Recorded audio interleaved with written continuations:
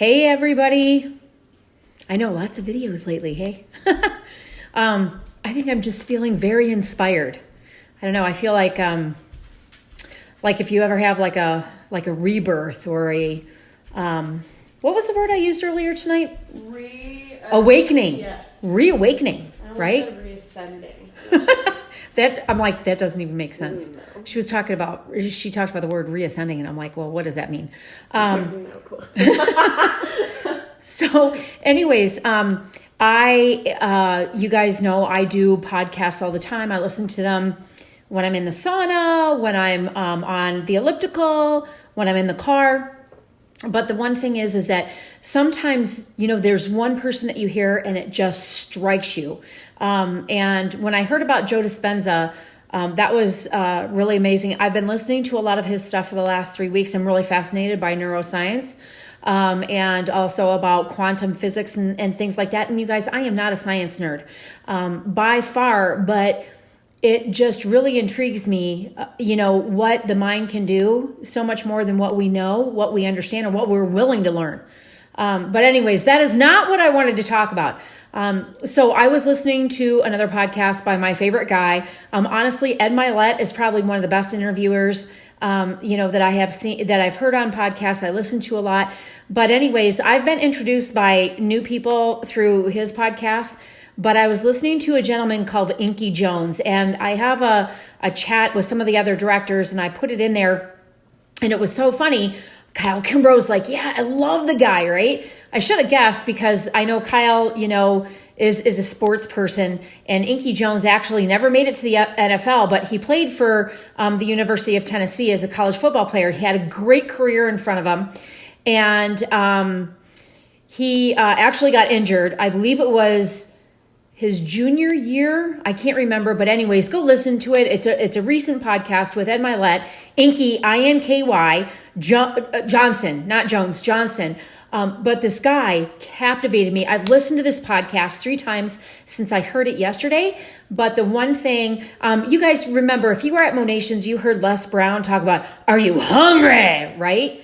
Okay, I want to take this a step farther, because even though he talks about that, what Inky talked about was being committed, and being committed past the honeymoon phase.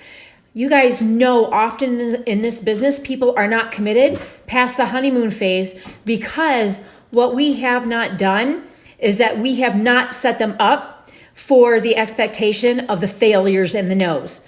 So the one thing that he talks about when he's coaching, talking, and training is that you've got to have commitment from someone that comes into this business past that honeymoon phase, past all the no's, past the plateaus, past even the crevices or the deep, dark holes that your business goes into, because it's going to happen. You guys, I'm sitting in a deep, dark hole right now in my business. And like I mentioned to you the other day when I went live and, we were talking about, okay, forgive me. It's that whole brain thing going on because we've had a lot going on. But I was talking about, the fact that I haven't really bounced back since my heart issues in August. And, maybe I was using that as a crutch or an excuse. I got some other things done that I wanted to do, but I did kind of put the business on the back burner. I had talked to Joe, actually since December on, doing the training with her. And I just said, I decided that, the procrastination was going on long enough. I'm not one to procrastinate. I don't know why I was procrastinating. So that's why I said, okay, Kylie, right after the Charleston leadership event that we did, I went down to Miami, like literally the next day, and sat with her for the whole day. Bless her heart. And that's the bless your heart in a good way, not the crappy way, because there's 2 different meanings to that. But she gave us her whole day. You guys, she took that away from her business. And I thought it was so well worth the investment of bringing Kylie down there, having it professionally recorded so you guys could have that, because I'm committed. I'm committed to my success, and I did it for a selfish reason because I didn't have the skill set that some of these other people had, and I needed to learn from them. But in turn, I just couldn't keep that to myself. I needed to make that for the entire team. So this is why I do what I do. I do it for us. I do it for our Mo family, and this is why you're seeing a little bit of a level up, even with our Tuesday night trainings and that type of thing, is that we're leveling up now. I'm leveling up on my personal business. But here's the thing, you guys, I'm committed. And maybe it's a recommitment to my business. Maybe it's a recommitment to you guys. I don't think that I've ever been present in my business, and especially for you guys, probably for you guys more than my personal business. And I can't keep doing that. So the thing about it is that my personal business has to come first. That's the first and foremost. I need to be out there helping the people that I come across just as much as I'm helping our team, just as much as I'm helping this family right here, right now. So, Teresa, Inky, awesome. You guys, I highly recommend you listen to him, but you need to have this conversation with every single team member that you have on your team right now. You need to have this conversation with new people that you're bringing into the business, because if you're not committed and if you're not willing to go the distance and you are not, if this is a come wait and see, or I'm going to try it, I don't want those people in my business. I want people that are serious, even if they can only give me an hour a week of committed income producing activities. I want commitment. I want commitment from you that you're going to do events. I want commitment from you that you're going to grow your team. And if you have a team, that you're going to reach 40% active in your organization. I want commitment from you that you're going to go out and that you're going to do personal events. I want commitment from you that you're going to have market partner and VIP acquisition.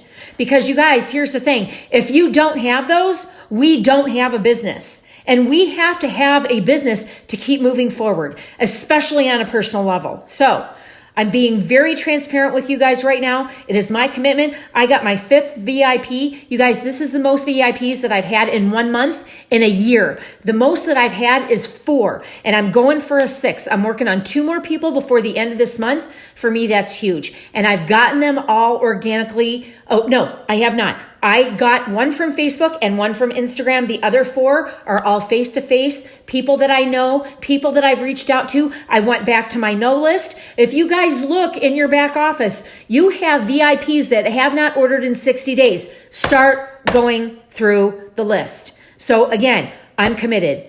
You got to be committed with me, and we are going to keep growing. We're going to keep moving forward. We're going to have the best year ever. I can feel it. You guys, our numbers right now this month, January was down only a smidge. Our numbers are where January is. And typically February is not that strong of a month because it's a shorter month. Even though I know we have a leap day this year.